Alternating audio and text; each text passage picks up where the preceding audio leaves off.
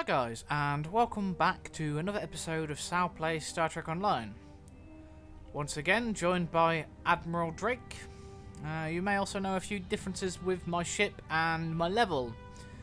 I've actually been taking part in an event recently, which was a double Marks weekend event, which would be handy for the reputation system. So, the quicker I could get on top of that, the better, which means I'd be better equipped for end game material.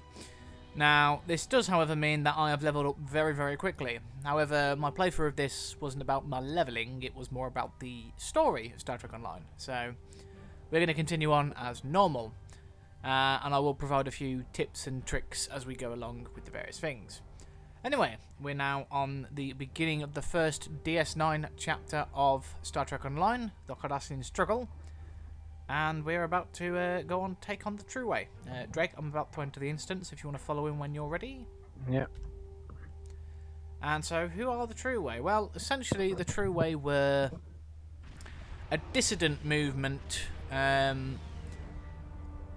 originally against the Cardassian civilian government that formed after the fall of the military government. Oh, you've gone weapons, I'll go shields. Alright, let's get in there and save this trader from what looks like a bad decision.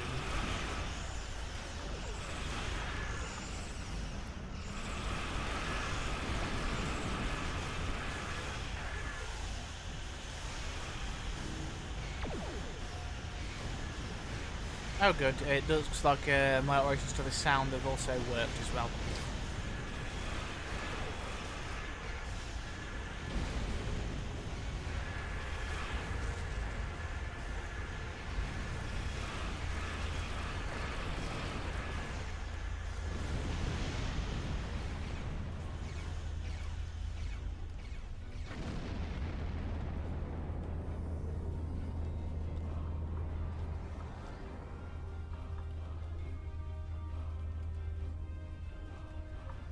Show him what he's won, Commander. Yes, Captain. Torpedoes. Full spread. Ah. Damn it, Drake. Sorry. I was really hoping to strafe him with the torpedoes, but never mind. I knew I never should have cut through the Badlands, but it takes weeks. Well, I was just hauling my freighter is... Well, I understand why, Mr. Trader, but there's a reason why the Badlands are, you know, the Badlands. Plasma storms, spatial anomalies, and, well, look at the thing. Actually, Drake, remind me if I ever start doing Star Trek lore, cover the Badlands at some point. Will do. Maybe as my second video. Though, the first video is going to be on the most dangerous creature in the Star Trek universe. And to find out what I mean by that, you'll have to watch it. Now, if any of you are familiar with some of the lore in Star Trek Online, you will know which creature I'm talking about. The creature that even the Borg are terrified of. Because most people would think the dangerous creature in the Star Trek universe would be the Borg. But no.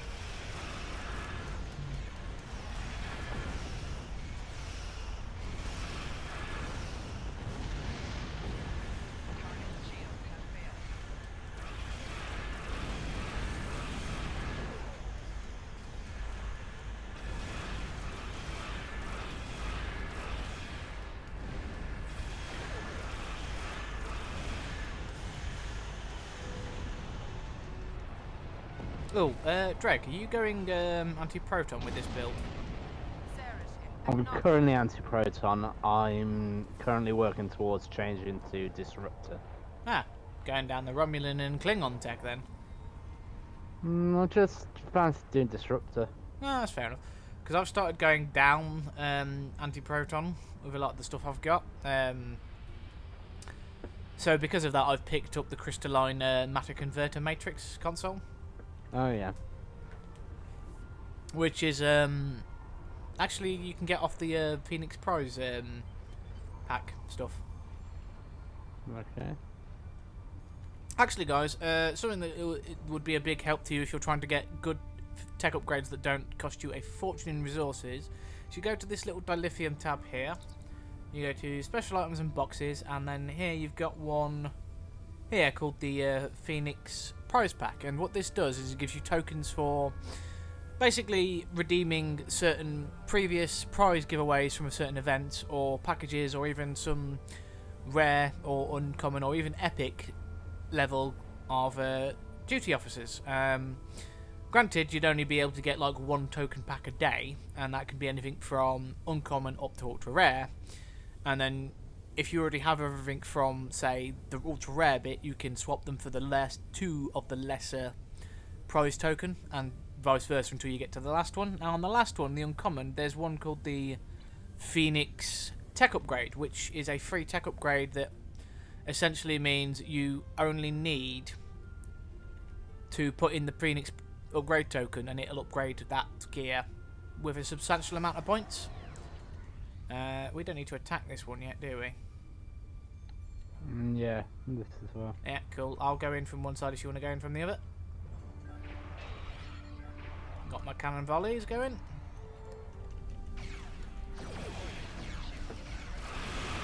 So it means it'd make it much easier for you to essentially get up to more endgame gear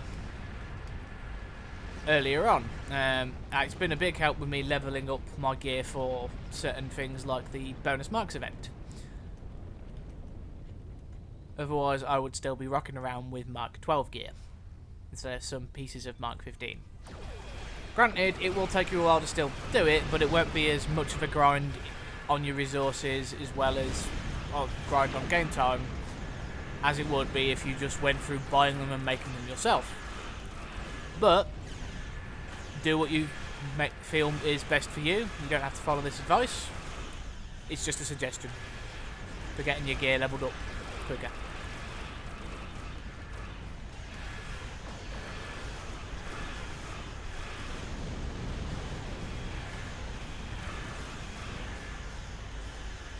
Oh, and if you're really lucky, and you get the ultra rare ones, which I have not yet got one of, you can also trade it in for ships.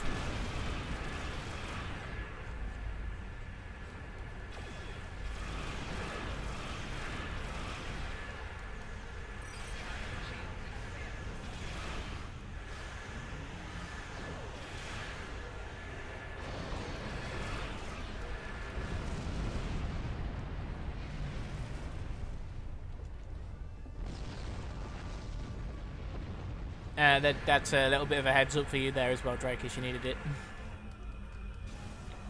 Thank you. Because I'm pretty sure you have a butt ton of dilithium at this point.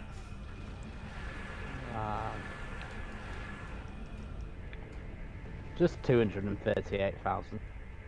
Yeah, you'd be able to get a lot of Phoenix Prize Pack tokens, because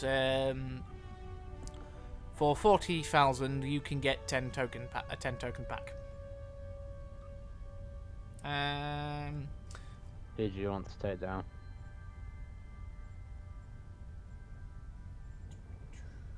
Let's have a quick look.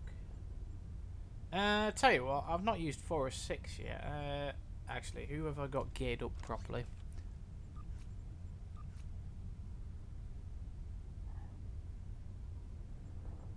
Yeah, 30 seconds. So. Yeah, you know what, that will have to do. Okay. I do need to work on the gear of my party members next, after I've worked on my own gear. Fair enough. Because I am not yet optimised for ground combat or the arena. Well, I mean, I am, in terms of weapons, I've got a fully upgraded VOF anti-proton shock weapon. Very nice. And another anti-proton cannon as well, but that's Mark 12. I am really looking forward to getting access to the Jemadar gear as well, because I do like the anti-coagulant function as well, because it causes a debuff every time. Can I shoot them from here?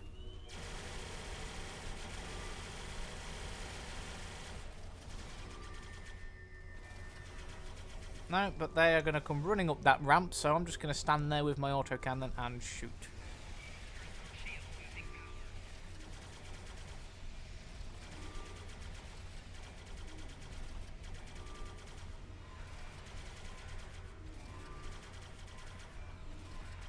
Oh, if you see a giant insect running across the screen, don't panic. Good to know.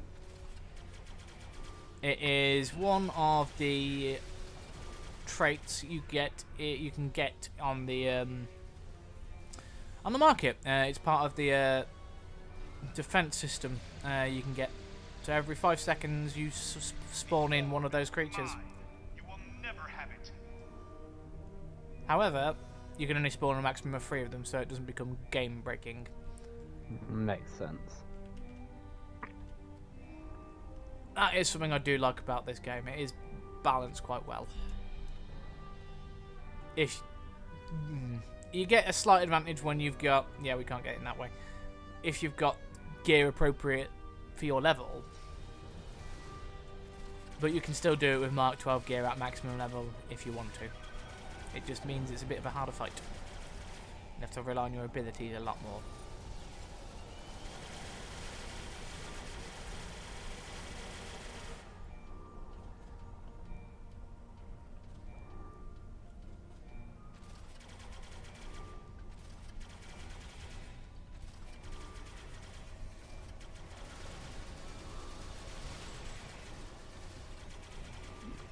And you can get the in-game, store currency with grinding up your dilithium. Granted, the exchange rate fluctuates a hell of a lot. I think, no, I already covered this in a little video, didn't I? Sorry guys, I'm repeating myself.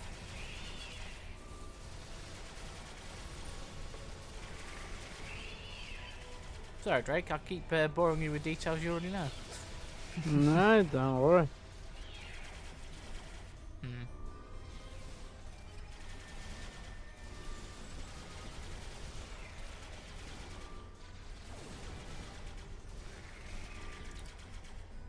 Oop, does that mean we can now get in that room? Charge. Don't so. Uh, I do like having yes, it the does. Jemadar rifles. where did you get it? Did you do the mini quest line? Yeah, repeatedly, so all my Grand Team members have the same set. Yeah, it's what I'm thinking of doing. If not, I'll give them each a specific set, so when I take on the Borg, I don't have to keep remodulating every couple of seconds. Yeah, that is irritating. Well, it's why I'll equip each member of my team with a different type of damage. So even if they adapt to one, while that crew member is, you know, reloading his weapon with the frequency modulator, someone else is at Makes least sense. keeping them off balance. Where the hell is the console for this? I found it. Ah, cool. I do like how they've updated the shuttle model in this quest line as well. Because originally it was a Federation shuttle in this launch bay. Which I started thinking, oh that's cool, they've stolen a Federation shuttle. Well, I suppose, you know, they are a dissident movement. And so, in this case, well, rebel movement, because the dissident... Greetings. Yeah. I am Gul Kardec. This orb is the property of the Cardassian government. The true Cardassian government. The true way. And you can't have it. Guards! Guess again. Fools, you will never defeat me. Yeah, as I've repeatedly said in this game, whenever someone said that, you are not stronger than our song. As I've just killed most of your dudes with my volley attack there. But okay, let's go with some overkill. Grenades.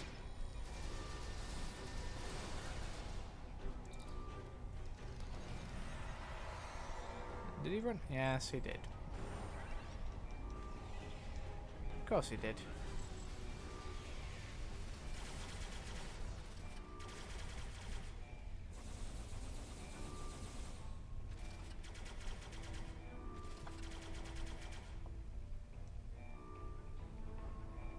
Oh, it's one of the cat people.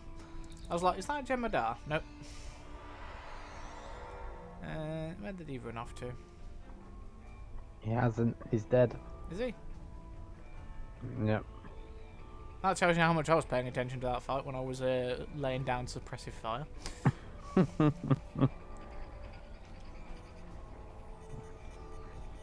No, I'll get the force fields lowered.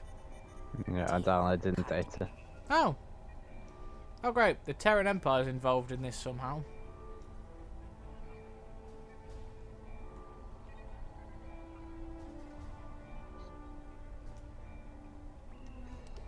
No, leaving up the orb. The real Terran Empire.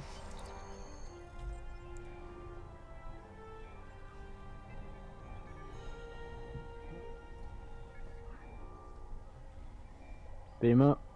Yep.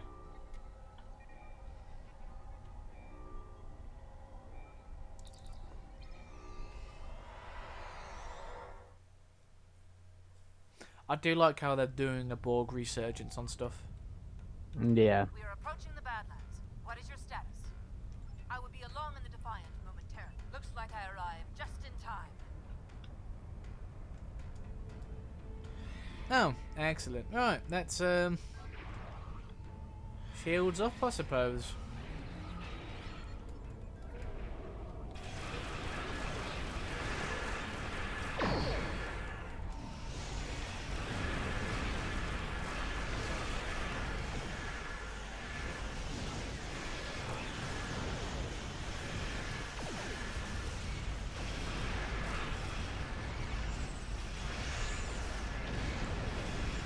Show him what he has won, Commander.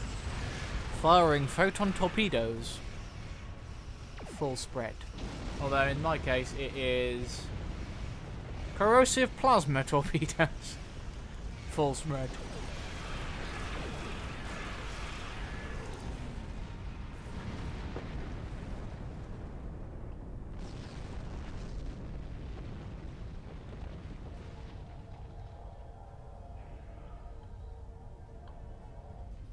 Right. Let's go track down the naughty little cardie. Anyone want to make him a sweater?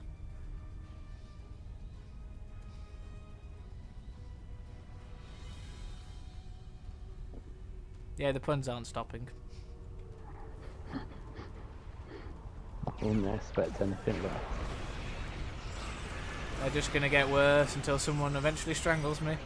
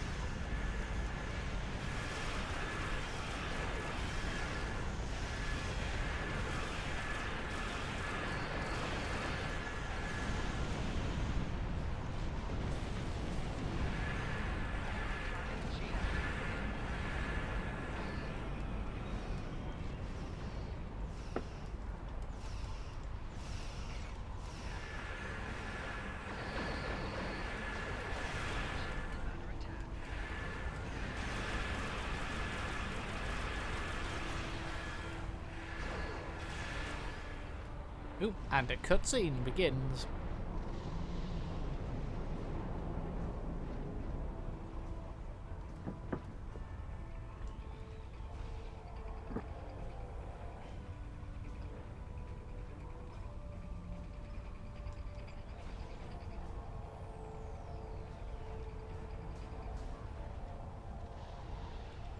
Those look like mirror universe ships.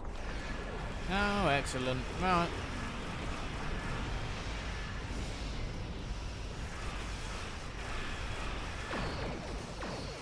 Quantum torpedoes, full spread. I think you just... Did you just take like two of them out with that? Maybe. I need to get a torpedo full spread ability for this ship. I have torpedo full spread 3, so it's quite a lot. To be honest, because I've got cannons on the back quarter at the moment, I don't want to replace it. That's fair. But eventually I'm going to be replacing my back 3 phaser arrays with turret, sorry, with cutting beam, ancient omnidirectional beam array, and the omnidirectional beam array. So I will basically be swapping it out for a more damaging anti-proton for phases.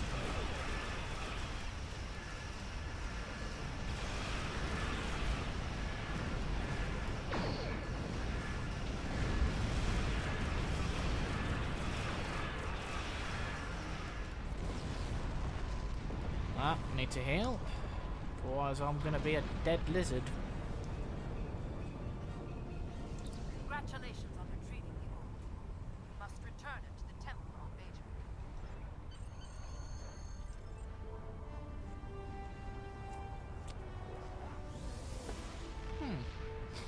Well, that went well. I think it did. Just contact the medical deck. Medical deck. Did that go well? It went well, Captain. Good, good, good. Don't have to send any awkward letters home. Congratulations on your recovery of the orb from Gul Kardec. We request that you return the orb to the temple in Hathon on Bajor. I'm afraid that we have not seen the last of Gul Kardec. But for now, I thought he would have the been dead. people of Bajor will be elated at the return of an orb we thought lost forever. Good work.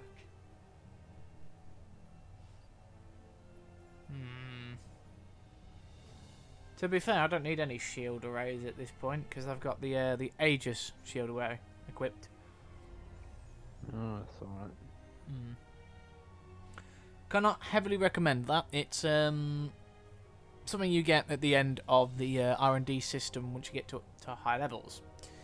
Unfortunately, the character I used to create that shield system has not yet reached a maximum tier, so I can only create ultra rare. Excuse me. But even at ultra rare, it is still powerful How stuff. can I help you? Right. Well, guys, thank you very much for watching. If you like what you saw, perhaps consider leaving a like down below, a comment on any of the things we've talked about, or our performance in this episode. And if you haven't already, hit that subscribe button, and I'd graciously appreciate if you decide to share this video around. If you know anybody who is a fan of gaming in general, or even just Star Trek. Also check out the Star Trek Online lore, as I do think it has been done really well. Anyway guys, take care and have a good day.